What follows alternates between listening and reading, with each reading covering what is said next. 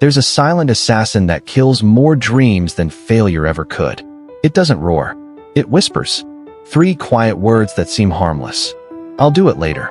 And today, you'll discover exactly how to get there. It doesn't strike with force. It waits in the shadows. While the world sleeps, it steals your time, your energy, your focus, your life. Most people never notice until it's too late. But some move differently. They rise before dawn. They act while others hesitate. Their hands, their eyes, their very presence cut through doubt like blades. Unstoppable, relentless, human, and yet beyond it. They call it the discipline of now, an ancient law, older than willpower, whispered only among those who refuse to wait. A system that turns hesitation into action and delay into destiny. But there's a cost. To master it, you must kill the part of yourself that clings to comfort, the part that still waits for tomorrow, because tomorrow never comes. But before I tell you the truth about why we waste our time, and the story of one boy who learned it the hard way, pause for a moment. If you're someone who truly wants to break free from procrastination, who wants to rise, to live, to stop wasting this one life, then subscribe to the channel, like this video, and tell me in the comments, what's the one thing you've been postponing for too long? Because by the end of this story, you won't see time the same way again. There once was a boy named Lior who lived in a small, peaceful village. He was bright, curious, and full of potential, but also dangerously lazy. Every day he'd say, "I'll study after lunch. Then after lunch, I'll do it in the evening. Then at night, tomorrow will be better." Tomorrow became his favorite word, but tomorrow never changed his life. His books gathered dust. His goals turned to daydreams. And his days, his precious days, slipped away like sand between his fingers. His parents worried. His teachers warned. But Lior would just smile and say, "I'll get serious soon. I still have time." And maybe that's the most dangerous sentence in the world. I still have time. One afternoon, something changed. A wise man visited the village. A teacher known for helping people find clarity and purpose. Crowds gathered around him, hoping to hear a few words of guidance. Lior watched from a distance, hesitant, unsure. But deep inside, something called to him. When the crowd dispersed, he walked up to the old man and said, "Master, I feel lost. Everyone around me is moving forward. My friends, my classmates. I'm stuck. I want to change, but I don't know how." The old man looked at him, calm, compassionate, piercing. He smiled and said softly, "My child, you are not lost. You are only standing still." Lior frowned. "Standing still?" "Yes," said the wise man. "You've mistaken comfort for peace. You wait for the perfect moment. But time doesn't wait for you. Let me tell you a story. Long ago, there was a king, noble, generous, loved by his people. One morning, he reunited with an old friend, a man who was once bright and ambitious, but now stood before him, poor and broken. The man said, "Your Majesty, life has been cruel to me. I've worked hard, but nothing succeeds. Everyone blames me for being lazy, but I just haven't been lucky." The king looked at him kindly. "Let's test that luck," he said. "Before the sun sets today, go to my treasury. Take as much gold and jewels as you can carry. Whatever you gather will be yours." The man's eyes widened with joy.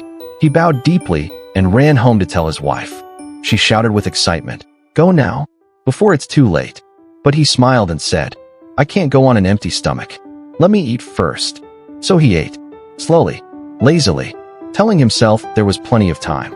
After eating, he yawned. "My body feels heavy," he said. "I'll rest for just a few minutes." He slept. When he finally woke, the sun had already started to descend. Panic flashed through his mind. But instead of running, he paused again. "It's hot," he said. "Let me rest under this tree. I'll go when the sun cools." The gentle wind lulled him back to sleep. When he opened his eyes again, the sky was painted orange and red.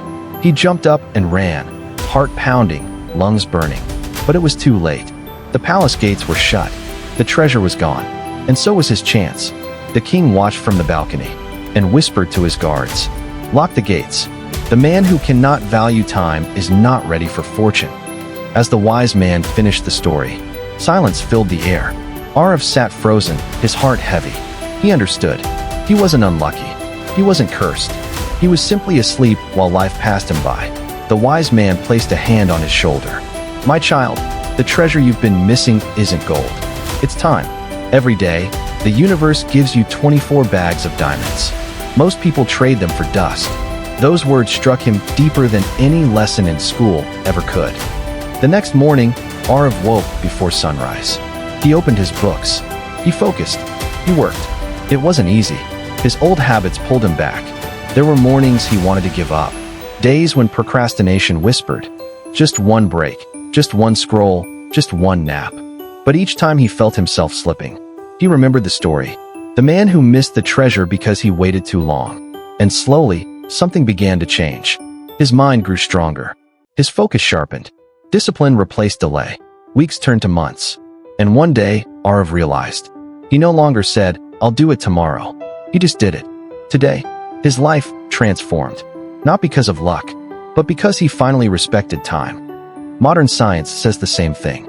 Neuroscientists from MIT discovered that procrastination is not about laziness. It's about emotional resistance. Our brain avoids discomfort by lying to us. It says, "You'll feel more ready later." But that later never comes. Ancient monks knew this centuries ago. They taught that time is the truest form of currency. Spend it with awareness, or lose yourself to illusion. The truth is, every second you delay your dream, you are digging a grave for your potential. You don't need more time. You need more presence. Because life doesn't happen tomorrow. It happens now. Every sunrise is an invitation. Every tick of the clock is a question. What will you do with this moment? The people who rise in life, the ones who build, create, achieve, inspire, are not the ones who had more hours in a day. They're the ones who used the hours they had. So stop waiting for motivation. Stop waiting for the perfect plan. Start now. Because time is not your enemy. It's your mirror. It reflects what you do with it. If you honor it, it multiplies. If you waste it, it disappears. My grandfather used to say, "Only the foolish believe time is endless. The wise treat every minute as sacred."